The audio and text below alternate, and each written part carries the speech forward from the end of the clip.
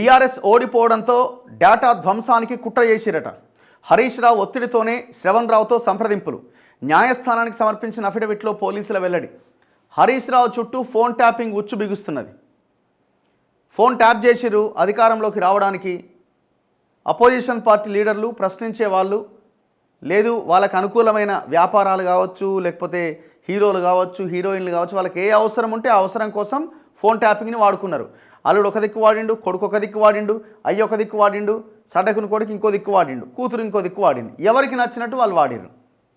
ఒక మాఫియాను తయారు చేసుకున్నారు. వీడోడు భుజంగరావు అని, తిరుపతయ్య అని, లేకపోతే ఇంకోటి ఉన్నగా ప్రణీత్ రావు అని, దానికి పైన వీడు ప్రభాకర్ రావు, రాధాకిషన్ రావు. ఇది ఒక మాఫియా ఉన్నది రెడీగా. ఎవరికి కావాల్సింది వాళ్ళు చేసుకున్నారు. వాళ్ళు మళ్ళీ సపరేట్గా మాఫియాలో ఉన్న పోలీస్ అధికారులంతా వాళ్ళు సపరేట్గా మళ్ళీ వాళ్ళు చేసుకున్నారు. దాన్ని ఉపయోగించి వ్యాపారస్తులను బెదిరించి డబ్బులు తీసుకున్నారు. ఇట్లా ఈ మొత్తం వ్యవహారం అంతా వాళ్ళ అధికారంలో ఉన్నప్పుడు నడిచింది. ఓడిపోయారు, కిందికి మీదికి అయింది. ఎట్లాగో గెలుస్తాం అనుకున్నారు. ప్రతిపక్షాల దగ్గర డబ్బులని పంచకుండా అడ్డుకుంటాం, మన దగ్గర పైసలు ఉన్నాయి పంచుతాం, ఇంకా మన అవతల ఎట్లా గెలుస్తాడో గెలవడానికి అవకాశం లేదు కదా అన్న ధీమాలో వాళ్ళు ఉన్నారు. కాలు మీద కాలు వేసుకొని నోట్లను లవంగం వేసుకొని కేసీఆర్ ఇక ఎవడు ఎట్లా ఓడగొడతారో చూద్దామని సవాల్ చేసేది. తిరగబడ్డది. ఏమైంది? ఆడ ఫోన్ ట్యాప్ చేసిన డేటా అంతా సిస్టమ్స్ అన్నీ ఆడున్నాయి. ఏం చేయాలా? ధ్వంసం చేయాలి. సో ఆ ధ్వంసం అన్నది బీఆర్ఎస్ ఓడిపోవడంతో ఈ డేటా ధ్వంసానికి కుట్ర చేసిరట. ఫోన్ అక్రమ ట్యాపింగ్ కేసులో పోలీసులు తాజాగా న్యాయస్థానంలో కౌంటర్ అఫిడవిట్ దాఖలు చేసిరట. ప్రస్తుతం విదేశాల్లో ఉన్న ఆరో నిందితుడు news channel MD Shravan Rao, I news అనే ఛానల్కి ఎండి, ముందస్తు బెయిల్ పిటిషన్కు కౌంటర్ వేసిన అఫిడవిట్లో పలు అంశాలు పేర్కొన్నారట.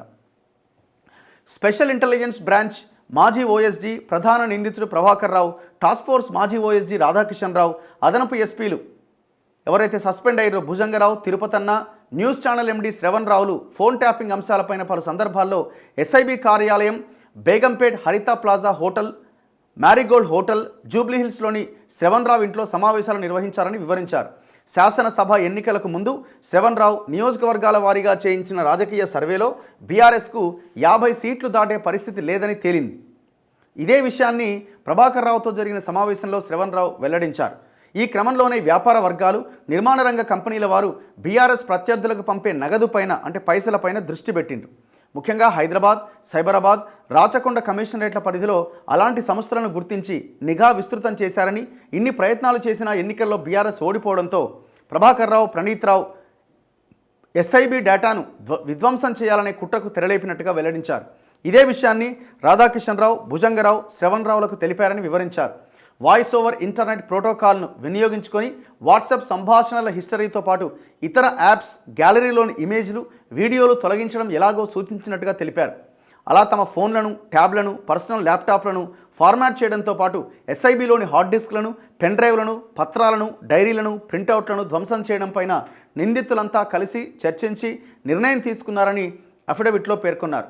రాజకీయ నిఘా కోసం శ్రవణ్ రావుతో తరచుగా సంప్రదింపులు జరిపారని, ప్రభాకర్ రావు పైన అప్పటి మంత్రి హరీష్ రావు ఒత్తిడి చేశారని పోలీసులు పేర్కొన్నారు.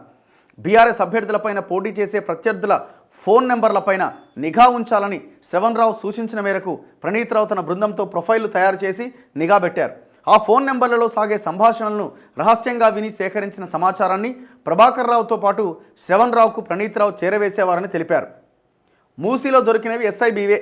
ప్రణీత్ రావు మూసీ నదిలో పడేసిన హార్డ్ డిస్క్లు గతంలో ఎస్ఐబిలో వినియోగించినవి అని ఫోరెన్సిక్ సైన్స్ ల్యాబొరేటరీ విశ్లేషణలో తేలినట్లు పోలీసులు పేర్కొన్నారు.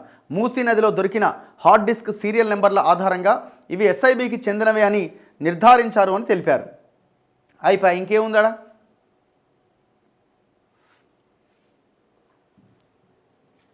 దొంగలంతా ఏముంటుంది ఇక్కడ?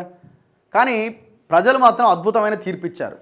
సో ప్రజల ఆ రకమైన అద్భుతమైన తీర్పు ఎట్లా వచ్చిందని అయినా ఈ గవర్నమెంట్ ఆలోచించి ప్రజల పక్షాన నిర్ణయాలు తీసుకోవాలి, ప్రజల కోసం నిర్ణయాలు తీసుకోవాలి.